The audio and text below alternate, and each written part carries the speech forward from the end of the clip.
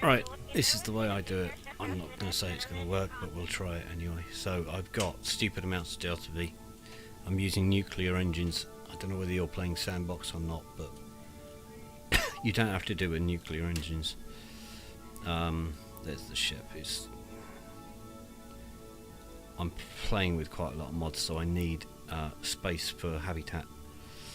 Using USI mod, or my guys will stop working. I also have supplies, not TAC, it's the USI stuff. I have a pilot and scientific pod there, you know, pretty much the standard thing. The one thing I do have is these stabilizers, which are pretty much, when these came along, my game changed, because you can land some much taller rockets. I know mine is a stumpy one, but that's the nature of the beast. Remember, with nuclear engines, very high specific impulse and reasonable thrust, 60 kilonewtons, but not in atmosphere. They get really low, and they only use liquid fuel. I always forget that they don't need oxidizer. I carry an oxidizer and my Delta V hits the floor. So my Delta V is, Jesus,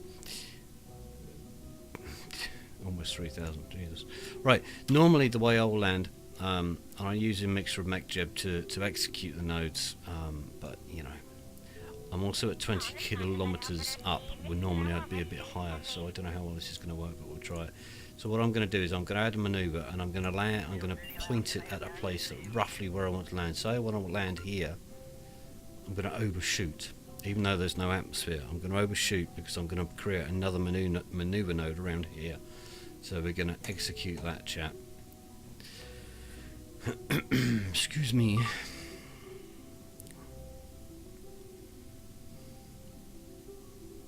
Yeah, I know some people think using MechJeb is cheating, but NASA don't do it by hand. We'll do the landing by hand, but NASA doesn't do it by hand. I'm in full career mode, by the way, so things may be different. If you're in sandbox, you'll have a lot of different assets. Maybe the nuclear engine is not the correct thing to land on another planet, but hey, you know, it works. So what's going to happen, as you know, with maneuver nodes, it'll burn about half before and about half after. The maneuver node I'm going to put down here, as I said in the Facebook post, we don't want to do that, because if we do that, we could end up hitting the ground before the maneuver node is finished. That's not good. So we'll burn down to here. Well, then what we'll do is, I'm actually going to wait for the burn. I'd often create a second maneuver node and execute all the nodes at the same time. So, almost there. 3, 2, 1, gone. Oh, that'll do. Right. So we're going to go down here. It's going to hit here if we just let it do its thing. What we're actually going to do is add a maneuver, and you see the dotted yellow line. Get it about vertical. Turn the LCS on. So I'm going to point the ship towards it. You notice my estimated burn is 52 seconds, and the node in 1 minute. I'm actually going to burn when the node is at 52 seconds. Theory being I've finished burning by the time I've hit that, the maneuver node. If I was to do the usual burn half before, half after, as I say, I may hit the ground, or I'll overshoot, or I'll miss my place, so I'm not going to do that. So we're going to do a manual burn in pretty much, crikey, we could almost start it now. I'm aiming for that point. This is good for if you've got other assets on the ground and you want to land right beside them. It works really well. But heck, let's burn now. You notice I'm also landing in the crater here, which is good because it's nice and flat and it makes life a tiny bit easier, especially the first few times you're trying to land.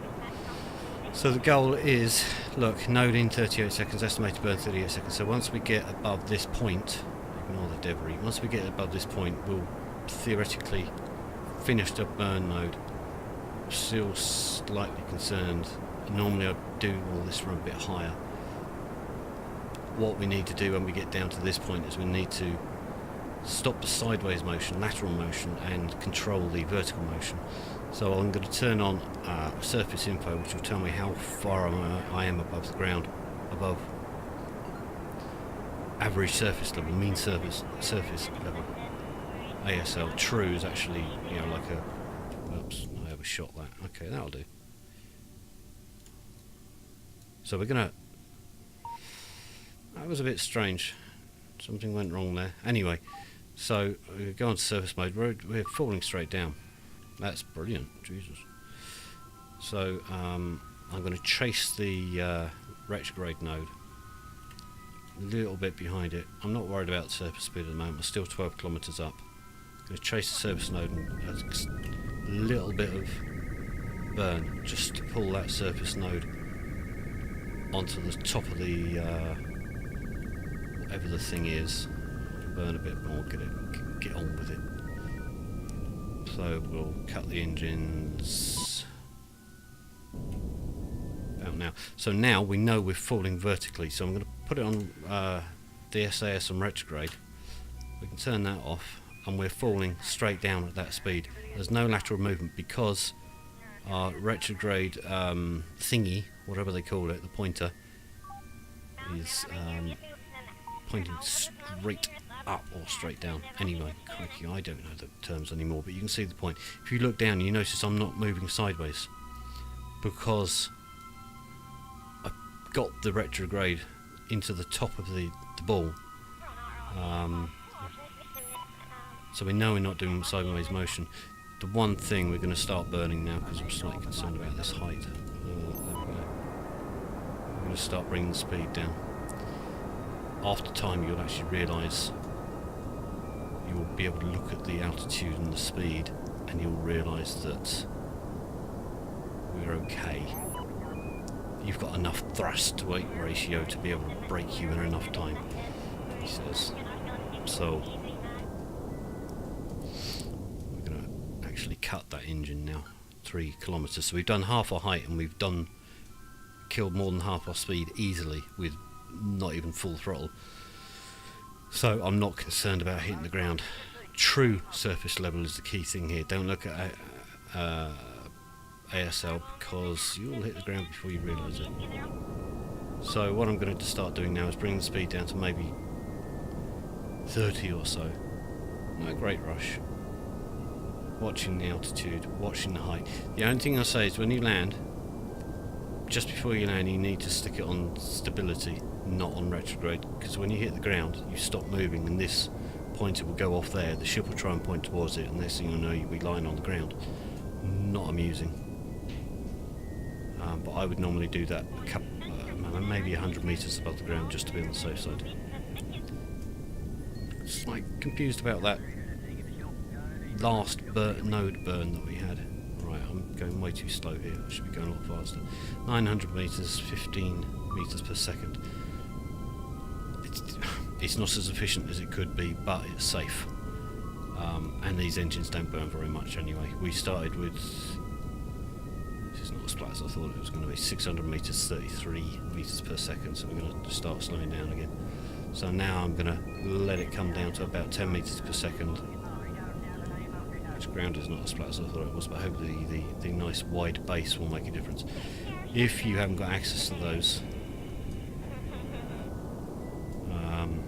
you can mount them on the side of your engines. Unfortunately you can't on these engines.